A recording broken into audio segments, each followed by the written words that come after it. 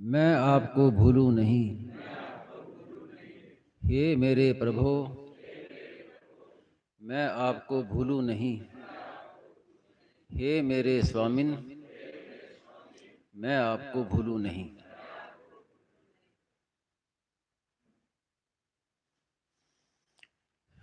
महाराज जी ने आज जो बात बताई, खास जो बाधा है उसको दूर करने का उपाय।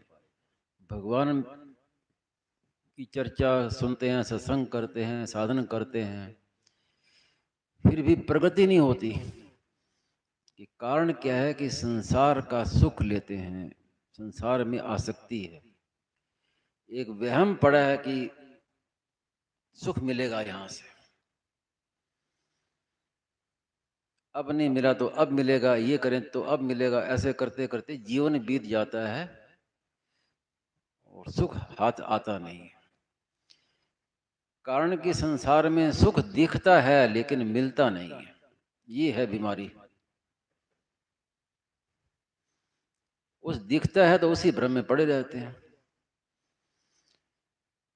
तो एक बार स्वामी जी महाराज ने बड़ी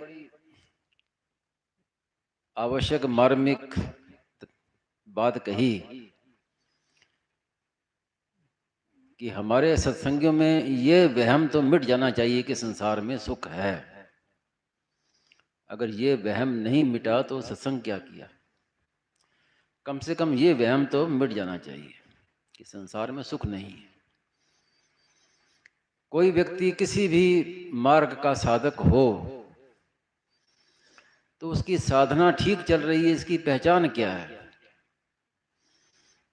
जैसे कोई कार में यहां से दिल्ली जा रहा हो और रास्ते में जो माइल स्टोन आते हैं वो अगर कम हो रहे हैं तो समझता है कि गाड़ी सही दिशा में जा रही है, और अगर माइल स्टोन बढ़ने लगे तो भाई रास्ता गलत पकड़ लिया।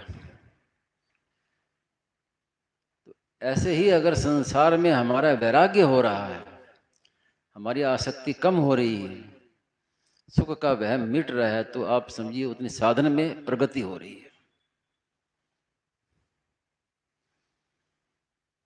स्वामी जी महाराज जी से अगर महाराज जी को देखा जाए तो बहुत ही विचित्र बातें देखने को मिलती हैं। कि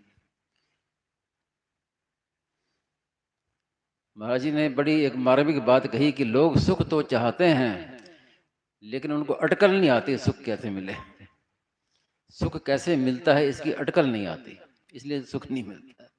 तो अटकल क्या है कि त्याग, त्यागा शांति निरंतरम। सुख वास्तव में त्याग से मिलता है। और त्याग का अर्थ यह नहीं कि स्वरूप से त्याग, मन से त्याग।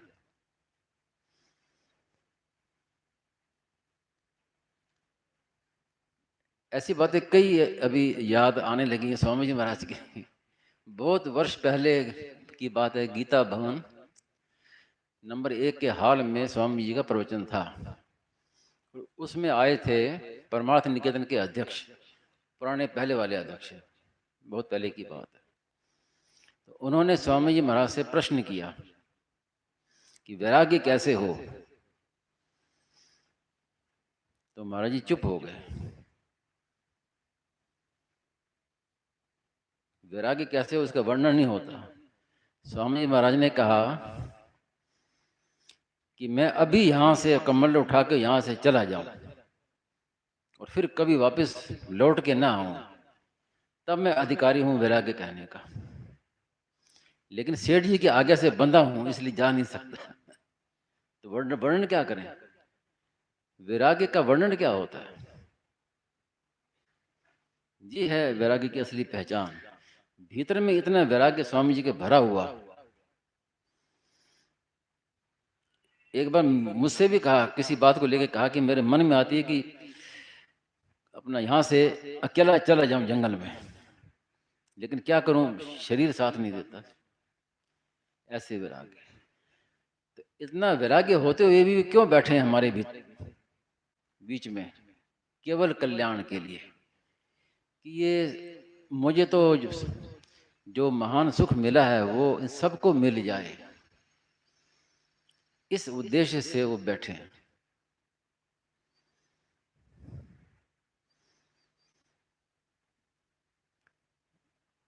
एक कहानी स्वामी जी सुनाया करते थे कि दो मित्र थे, एक राजा था, एक उनका मित्र। आपस में बड़ी घनिष्ठ मित्रता थी। राजा तो इतना भक्त नहीं था भगवान का, लेकिन मित्र था वो बड़ा भगवान का भक्त था और वैराग्यवान, भक्तिमान।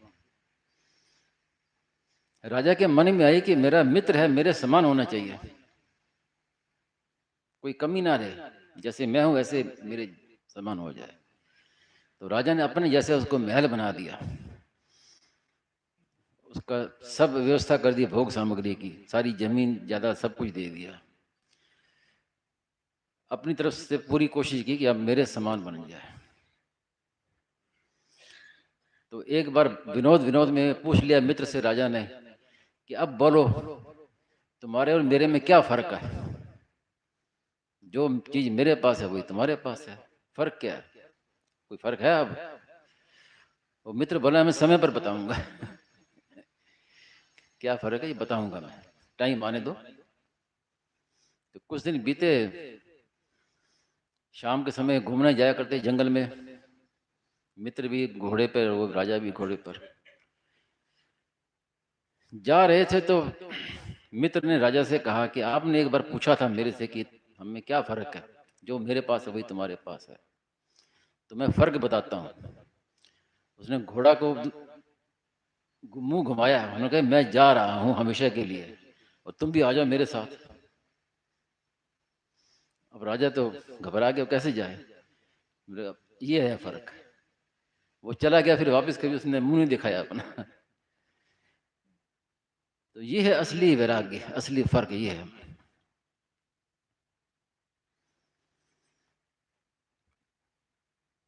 कई वर्ष पहले स्वामी जी महाराज के पास एक विदेशी कुछ लोग आए, शायद जर्मनी से आए थे विदेशी लोग। तो अब वो भाषा समझे नहीं, स्वामी जी उनकी भाषा समझे नहीं, केवल बस देख रहे थे, दर्शन से स्वामी जी को देख रहे थे। और स्वामी जी के चेहरे की ये इतनी प्रसन्नता उन्होंने देखी तो उनको बड़ा आश्चर्य हुआ कि ये इतने प्रसन्न कैसे हैं। हमारे पास इतनी भोग सामग्री, इतना हमारा संपत्ति है, हमारे तो वहाँ तो विदेशों में क्या है कि कितना ही अमीर से अमीर व्यक्ति है, उनका चेहरा लटका ही रहता है, डिप्रेशन में रहते हैं। तो महाराज जी के पास कुछ भी नहीं है, इतना प्रसन्नता, इतनी महाराज जी के चेहरे में प्रसन्नता, तो बड़ा उनको आश्चर्य हुआ।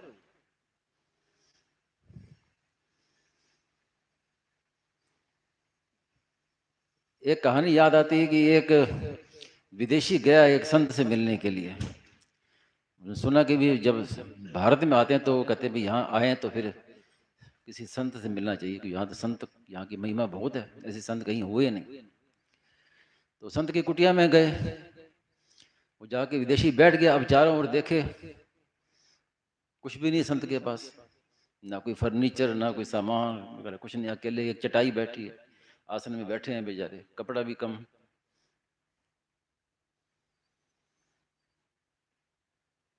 तो वो संत ने कहा कि पूछो, आए हो, कोई बात है क्या? वो बोले महाराज ये बताइए कि आप रहते कैसे हैं, आपके पास कुछ भी नहीं है, मैं देख रहा हूँ कि कोई फर्नीचर नहीं, कोई सामान नहीं, कोई सामग्री नहीं, थोड़ा सा गरीबों के पास, जैसे निर्धन के पास ऐसे रखा हुआ, आप रहते कैसे? तो वो संत ने कहा कि मैं यही प्रश्न तुम्हारे से पूछ करता हूँ कि तुम्हारे पास कुछ भी नहीं है, तुम अकेले हो, ना कोई फर्नीचर है, ना कोई सामान है, कुछ भी तुम्हारे पास नहीं है। तो बोला कि महाराज मैं तो यात्री हूँ। तो संत बोले वही मैं हूँ, मैं भी यात्री हूँ। कहाँ से लाए?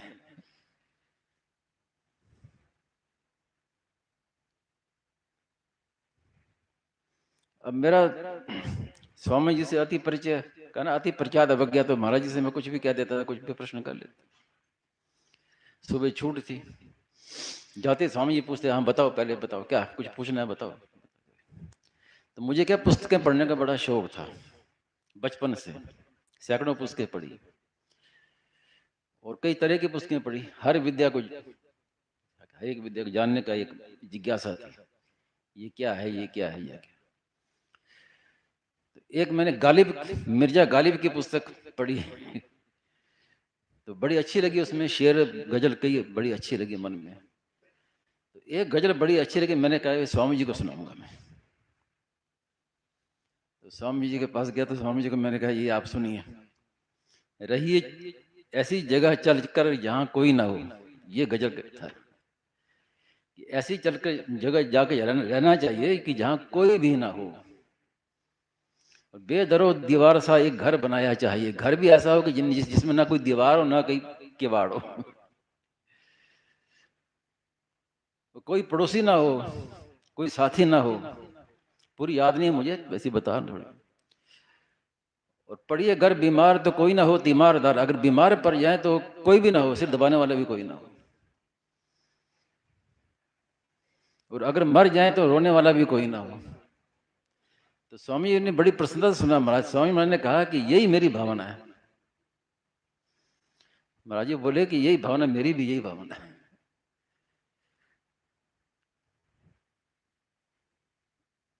तो ऐसा भाव स्वामी जी महाराज का, और वो बैठे हैं हमारे बीच किस लिए, कि सबका कल्याण कैसे हो। पहले जमाने में आपने सुनते थे कि ऋषि मुनि रहते थे जंगलों में, पहाड़ों में, जंगलों में, और लोग जाते थे उनके दर्शन करने, उनसे शिक्षा लेने, उनके पास जाते थे। राजा महाराजा भी उनके पास जाते थे। और अब लोग अपने घरों में बैठे हैं और संत महात्मा खुद आते हैं जगह जगह सत्संग कराने, कभी किस गांव में, कभी किस गांव में। महाराज जी कितना घूमे। तो महाराज जी कहते थे कि पहले बीमारी कम थी तो लोग डॉक्टर के पास जाते थे। अब जब जब महामारी फैलती है ना घर घर में, तो डॉक्टरों की टीम खुद आती है घर घर। डॉक्टर खुद आते हैं कि सरकार कहती जाओ घर घर जाके इंजेक्शन लगाओ, घर घर जाके करो। तो ऐसी बात है। लेकिन फिर भी जैसा चाहिए उतना हम पहचान नहीं सके स्वामी जी महाराज को। कईयों ने पहचाना भी होगा, ठीक है, मैं तो अपनी सामान्य बात कहता हूँ। जैसे आज सुबह कहा ना कि इतनी ऊंची, ऊंची से ऊंची, अंतिम से अंतिम बात, वासुदेवा सर्वम। तो इस बात को जानने के लिए हमने क्या परिश्रम किया? किसी ने कुछ परिश्रम किया, कहीं कहीं गए, कोई आफत मोल ली, क्या किया? सस्ते में, सुगमता से, सुलभता से हमें स्वामी जी महाराज ने ऊंची से ऊंची बात समझा दी।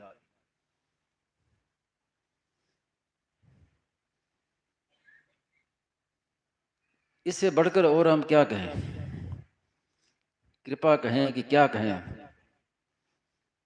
कृपा कहें तो अगर फिर अपने ओर देखें तो अपने को हम समझते नहीं कि हम कुछ ऐसी कृपा के अधिकारी हैं। हमने ऐसा कुछ त्याग वैराग्य किया नहीं, कोई ऐसी साधना की नहीं। फिर भी स्वामी जी महाराज जैसे संत मिल गए। तो भगवत कृपा का आता है ना कि जब वर्षा बरसती है तो जंगल में भी बरसती है, समुद्र में भी बरसती है। वो ये नहीं देखती कहाँ बरस रही है, सब जगह। ऐसी कृपा जब आती है तो ये नहीं देखती कि कौन पात्र है, कौन कुपात्र है, सब पर बरसती है। केवल हमें उस कृपा के सम्मुख होना है। भगवान के लिए कहा है ना कि वो भक्त वत्सल हैं। तो जब भक्त वत्सल भी हैं और पतित पावन भी हैं, केवल भक्त वत्सल ही नहीं है, सबके लिए भगवान एक समान है।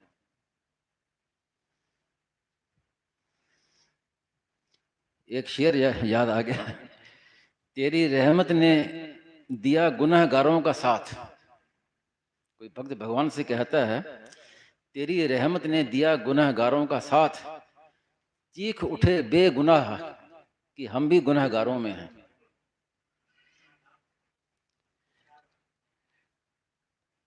तो ऐसे परम दयालु भगवान, और वो जो भगवान का स्वभाव होता है वही संतों में उतरता है। तो भगवान परम दयालु, तो संत क्या कम परम दयालु हैं। लेकिन कहा ना, जब द्रव्य दीन दयाल साधु राघव साधु संगत पाई है। जब भगवान कृपा करते हैं तो अब क्या करते हैं, उनको परम दयालुता उनकी काम नहीं आती, क्योंकि वो यथा तथा में बंधे हुए हैं, मर्यादा में बंधे हुए हैं। उन्होंने सृष्टि की रचना की है, जीव को स्वतंत्रता प्रदान की है। कर्म प्रधान विश्व करी राखा, जो जस करे सो तत्फल चाखा। तो भगवान हस्तक्षेप नहीं करते। तो फिर क्या कहते हैं भगवान कि अभी मैं तो जो नहीं काम कर सकता ये संत कर सकते हैं। संतों को भेजते हैं, जाओ करो कल्याण सबका। शक्ति भगवान की, और संत करते हैं कल्याण। महत संगस्तु दुर्लभो गम्यो मोघश्च। महात्माओं का संग दुर्लभ है, मिलता नहीं है, अगम्य है। मिल भी जाए तो हम उन्हें पहचान नहीं सकते। और अमोघ, कभी व्यर्थ नहीं जाता। कारण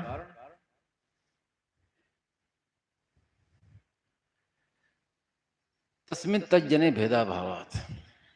भगवान के उनके भक्त में कोई भेद नहीं है। भेद है तो वो हमारी दृष्टि में है वास्तव में। तो भगवान ही संत रूप से आते हैं कृपा करने के लिए, और उस कृपा से हम लाभ उठाते हैं, सत्संग करते हैं। तो ये भी उन्हीं की कृपा से, अपना बल नहीं है इसमें। अब हमें इतना ऊंचे से ऊंचे संत मिले, इतने ऊंचे से ऊंची पुस्तकें मिली, इतने ऊंचे से ऊंचे सत्संग मिला, महात्मा मिले, तो क्या अपने बल से मिले? कोई कह सकता है कि मैं खुद अपने बल से मैंने सत्संग में आया हूँ, खुद किया है? वहम है, ये सब कृपा है। इसीलिए कहा है कि तत्तेनुकंपाम सुसमीक्ष माणः।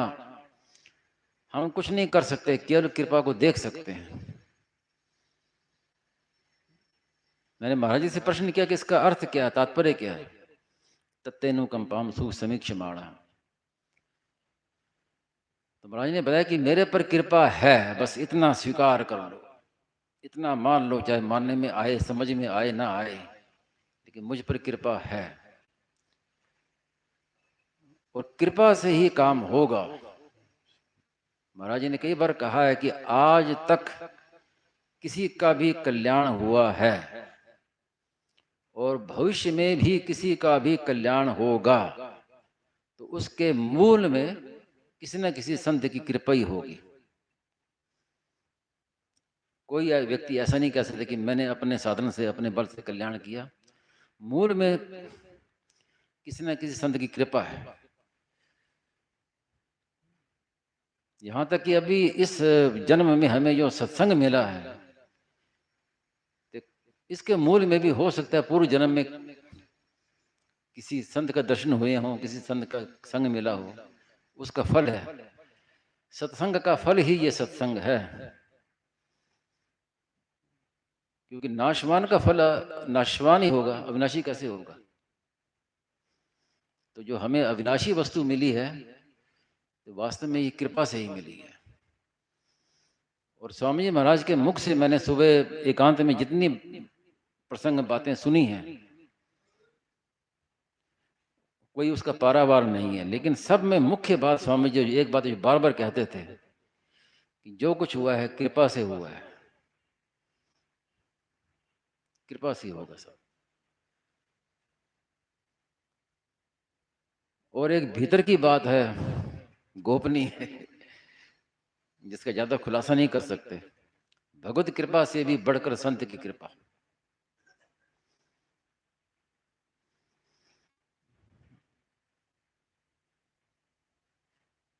भगवत कृपा से बढ़कर संत की कृपा, क्योंकि संत में यथा तथा नहीं है।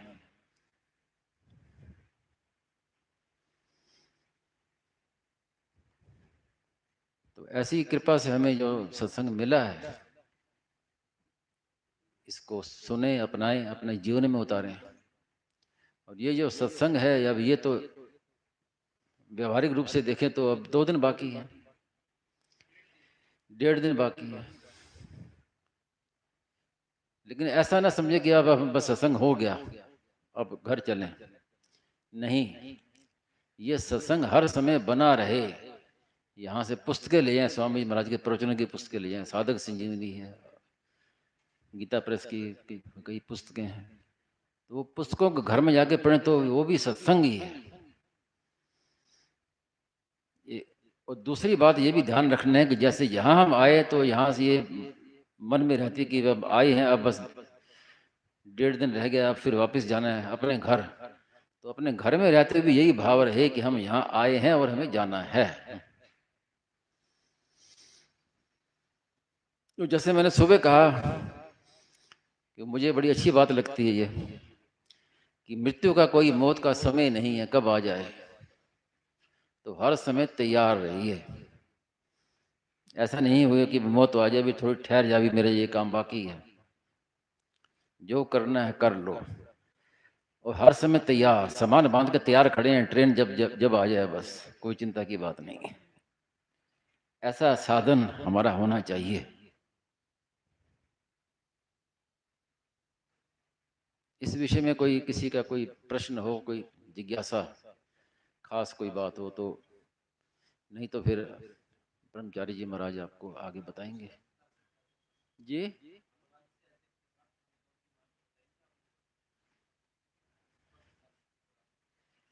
विस्तार से क्या बताएं, विस्तार से तो बस ये समझ लीजिए कृपा है। ये अभी जो मिला है ये संत की कृपा है, और अब जो सत्संग मिला है ये संत की कृपा ही है, हम तो ये मानते हैं।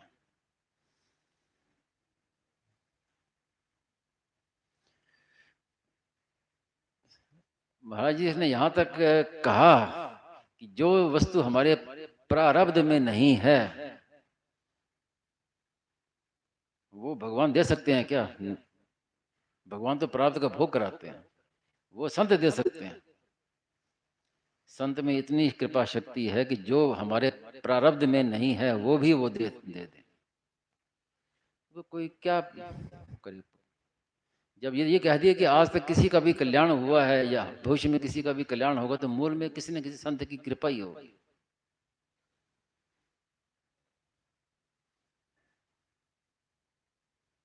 और कृपा है तभी अविनाशी चीज मिलती है। नाशवान वस्तु तो नाशवान कर्म से तो नाशवान फल ही मिलेगा।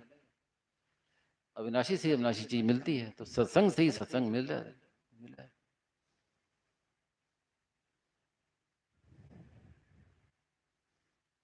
और कैसी कृपा कब होगी, कैसे होगी, ये स्वामी जी महाराज, मैंने कई बार पूछा था, महाराज जी कहते ये पता नहीं, होगा तो अचानक हो जाएगी। ये स्वामी महाराज कहा कि ये नहीं पता, कोई निश्चित समय होगा या कोई ऐसे समय कृपा होती है, कोई समय नहीं, कुछ नहीं, बस अचानक सहसा हो जाएगी कृपा।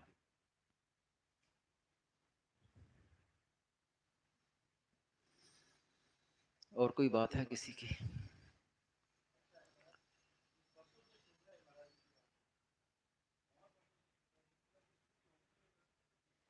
हाँ, ये खुद विचार करने की बात है। ये खुद विचार करने की बात है कि जैसे सत्संग में जो हमें सुना, जो समझा है, वैसा हमारे जीवन में आया कि नहीं आया। ये साधक को खुद विचार करना चाहिए कि मेरी वैसी स्थिति क्यों नहीं हुई।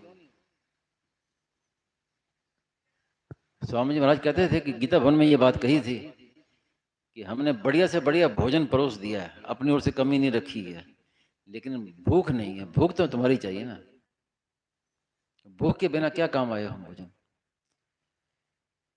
तो ये साधक को खुद विचार करना चाहिए और इस बात का दुख होना चाहिए, वेदना होनी चाहिए कि क्यों नहीं वैसी स्थिति हुई, क्या क्या कमी हमारे में।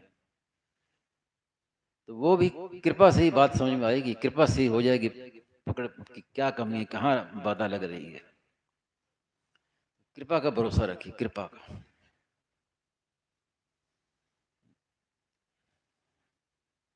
और कोई बात है नहीं? नारायण नारायण नारायण नारायण।